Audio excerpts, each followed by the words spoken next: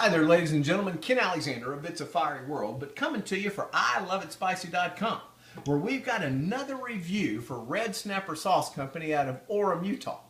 Now, historically, it's been out of Port Hudson, Louisiana, and I've already told you in the story of Harris McFay when I reviewed the Arbol sauce. So I won't go back and look at that review, and I'll give you the history of Harris and what's going on with his descendants.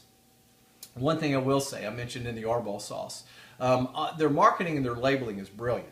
Nice retro look, reminiscent of the original sauce. This has a gold band around it, gold cap. Arbol sauce had a black cap, green shrink. Hot sauce had a red shrink, red cap. So really smart for a grocery shelf. This is a cayenne-based sauce. The one I'll give feedback again. Then in future runs of labels, maybe differentiate the ingredients a little bit more, because all of their sauces, regardless of what else they have in them, have the same ingredient list. All natural, no preservatives, refrigerate after use is their recommendation. And their website, redsnappersauce.com, has a lot of cool stuff. Some recipes, it's got some feedback, it gives you more of the history.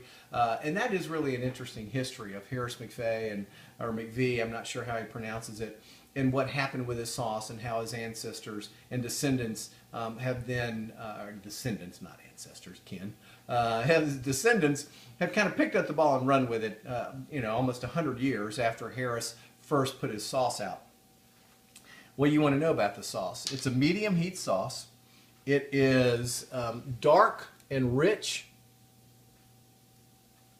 darker and richer and thicker than a traditional cayenne-based vinegar Louisiana-style sauce that you see commonly in stores or in restaurants.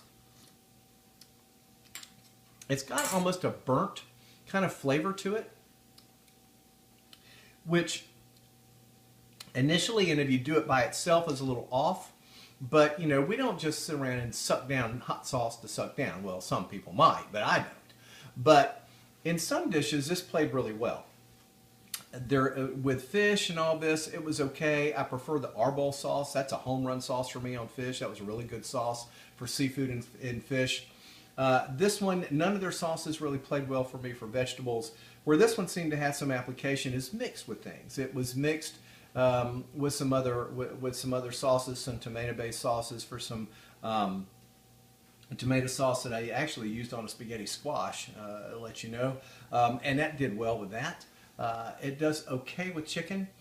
It did better with chicken mixed with a red sauce, and I put this in it, the kind of that darkness, that earthiness from that kind of burnt almost flavor, and this sauce played off nicely. Not a generic, use it for everything kind of sauce. I think you kind of have to pick its application. So it's kind of, for me, some limited use, but different and flavorful. And the heat was a true medium, I think. Maybe even a high medium for somebody that's not used to it or hasn't built a tolerance. For me, I find it a low to regular medium heat for a hot sauce. So they labeled it and heat profiled it accurately, I think. So for me, I'm going to give their medium sauce a 3 Flamin' Hearts. So a decent rating for me, for Ken Alexander.